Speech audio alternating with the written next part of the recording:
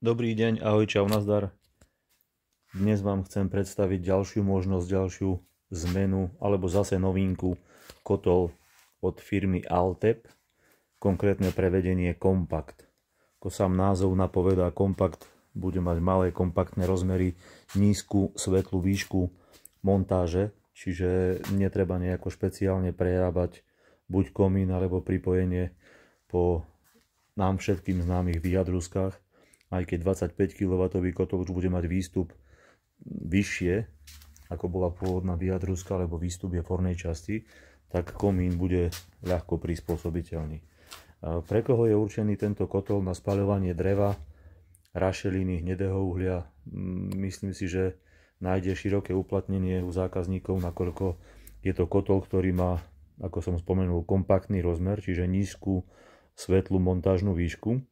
Potom obrovskú spaľovaciu komoru, čiže každý chce naložiť veľa dreva naraz, aby čím dlhšie na jedno horenie alebo na jedno naloženie horel kotol.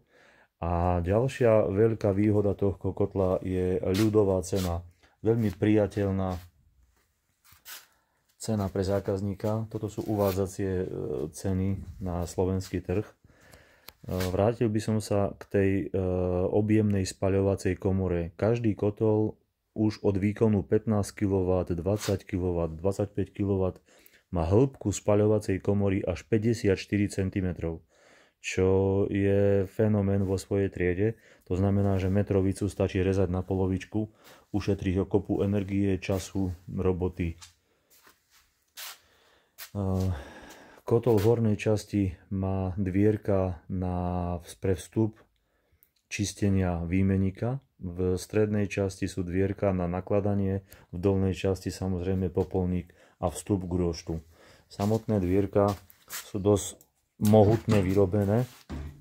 Kotol má samozrejme 6 mm hrubú kotlovú oceľ, prevedenie celkom priateľné, laserom rezané. Samozrejme ložisko na osadenie alebo zatvorenie dvierok. Mechanizmus uloženia dvierok je tiež nastaviteľný, čiže je tam nejaká vôľa pre nastavenie prítlaku, pokiaľ by už tesniaca šnúra veľmi nesedela. V cene kotla máme poistný ventil, ktorý má svoje priame napojenie, čiže v ľavej hornej časti máme priamo polcoľový vonkajší závit pre napojenie poistného ventila. V hornej časti ešte máme napojenie reťazkového ventila, čiže 3/4 coľový vnútorný závit a výstup je vonkajší závit 6/4 coľový. Čiže 6/4 coľový vonkajší závit pre výstup. V ľavej strane ešte máme digitálny teplomer. Celkom dobré prevedenie.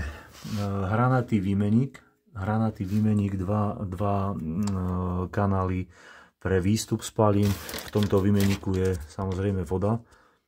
V tomto výmeníku je voda, tu je prístup z zadnej časti a tu dokonca má takú zvláštnosť, takú škáru alebo štrbinu, že pri otvorení horných dvierok, čistiacich dvierok počas prevádzky, tak stade to začne nasávať dym alebo splodiny.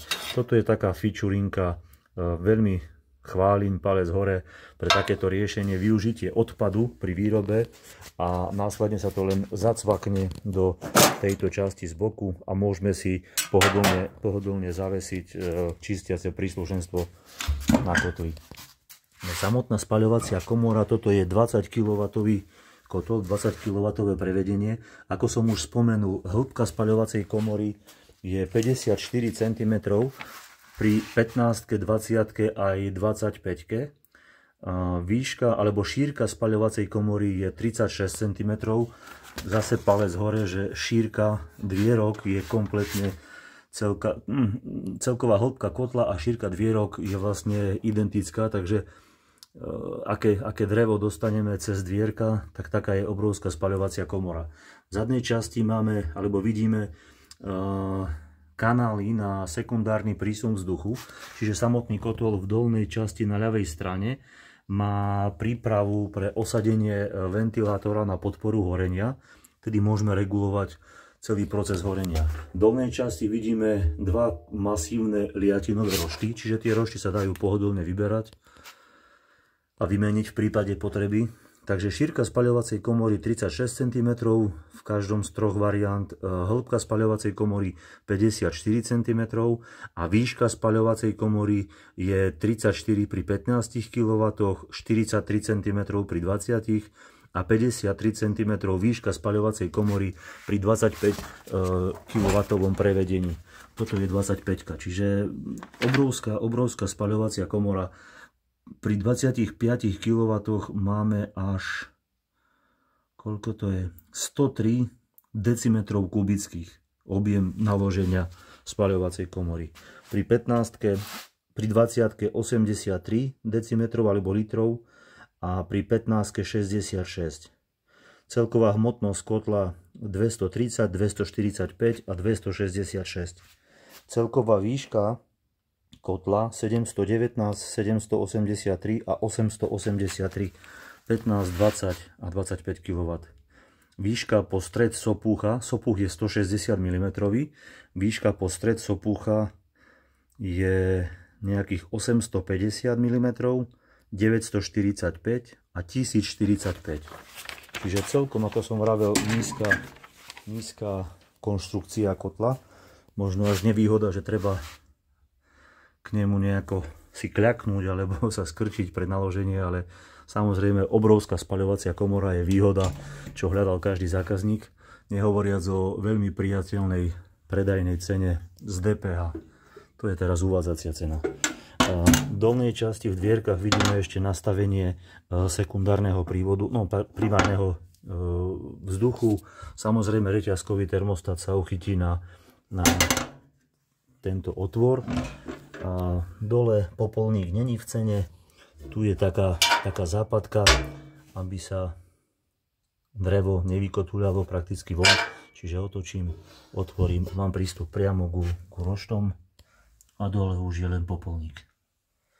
Nemá to čistiaci mechanizmus roštovací, nemá to vodou chladené rošty, ale hovorím, kompaktný rozmer, obrovská spaľovacia komora, 6 mm hrubá kotlová oceľ, nízke riešenie, copúch má, vidíme, že krátky copúch, aby čím menej vyčneval z pôdorysu kotla, čistenie copúcha z pravej aj z ľavej strany, samotná klapka integrovaná priamo v kotli, tu je, myslím, že čudlík z poistného ventila. V dolnej časti máme len 6/4 coľový vonkajší závit pre napojenie z piatočky. Čiže kľudne to môže fungovať aj na samotiaž, pokiaľ niekto vyžaduje takéto pohodlné a bezpečné zapojenie, aj keď pre kotly je určite vhodné použiť napojenie ochrany teploty vrátnej vody, čiže nejaký trojcestný ventil na zvýšenie teploty z piatočky. Čiže veľmi praktický kotlík vo veľmi výbornej cene a s obrovskou spaľovacou komorou. Myslím si, že si nájde svoju klientelu. Ďakujem za pozornosť, pozdravujem, pekný večer, pekný deň.